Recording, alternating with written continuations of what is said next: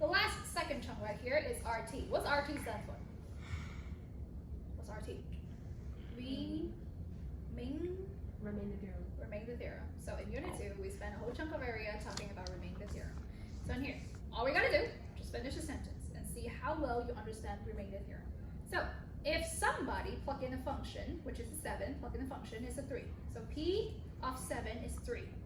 So that means when I plug in x minus 7 as the factor right here, what does it have? What does it have? X is equal to 7.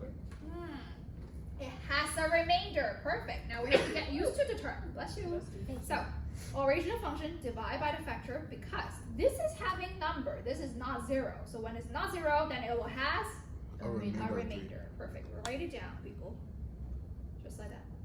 And then when you have P of 8 equal to 0, now here comes 0. When it equals to 0, by the remainder theorem, again, you have to mention the theorem, always, always, always. By the remainder theorem, x minus a is A factor. a factor. Perfect.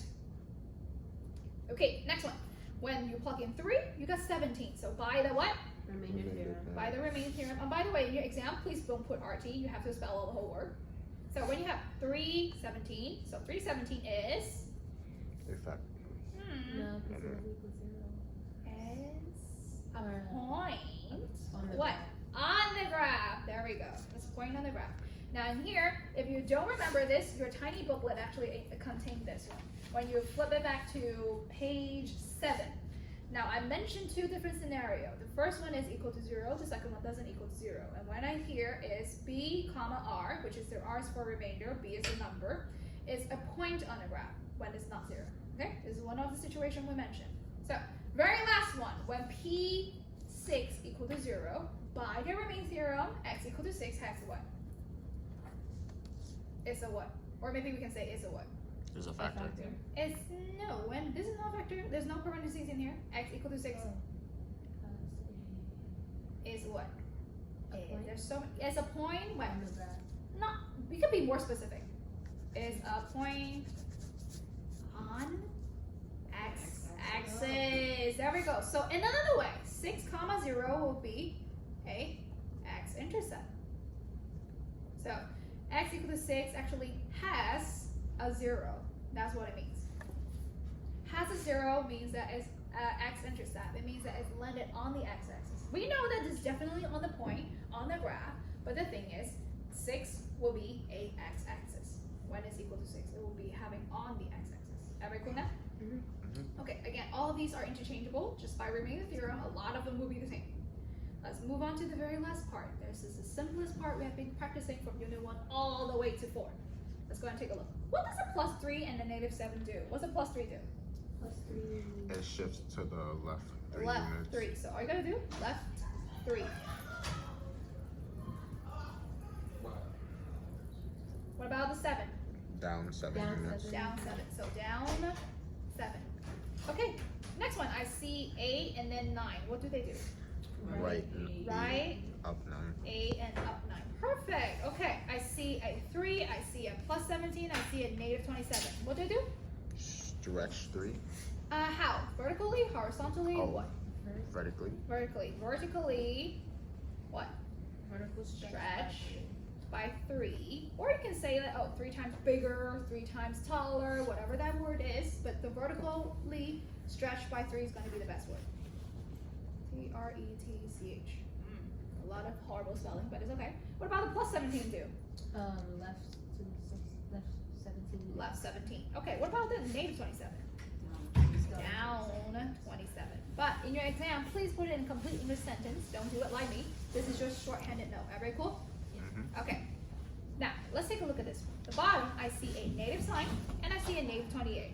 So what does the negative sign do? It flips the graph. How do we call it perfectly? We know it flip, but flip how? Flips on the Mirrors. x-axis. Mirror over the X-axis. x-axis. Perfect. So mirror over the x-axis. Perfect. What about the negative 28? Goes down. Down 28 units. 28. Perfect. Now the last one is actually a trick question. It looks like the first page that we have done. Inside the parentheses, when there's a negative sign, what would happen first? What had to happen first? Now in the first page, we already went over this a little bit. Now, in that second column, if there is a negative sign, I'm gonna go ahead and show you the answer for the first Oh, page. you have to factor it out in the parentheses. Factor out the what? The negative The sign. Negative sign. So in here, exactly the same thing. So what is happening first? We gotta go ahead and rewrite this question. So negative still stay outside. What happened inside parentheses now? Negative Negative what? 1. Negative, and then X plus 1. x plus 1 now? Oh, X minus 1. Minus 1 because you pull out the negative as a coefficient. So what's the first negative do? What's the first negative do? Mirrors the Mirror across over the Mirror. axis. Over what? X axis. X-axis. Perfect. And then what about the second negative do? What's the second negative do? Now, if this answer in front of the y-axis, in front of the whole equation, it will be flipping like this, right, upside Oh, down. mirrors over But the the Y. other one will be mirror over the Y. y-axis. So same thing, mirror over y-axis. Now the very last thing is a negative inside the parentheses of a parentheses. What does negative one do? It shifts to the right one. Right one.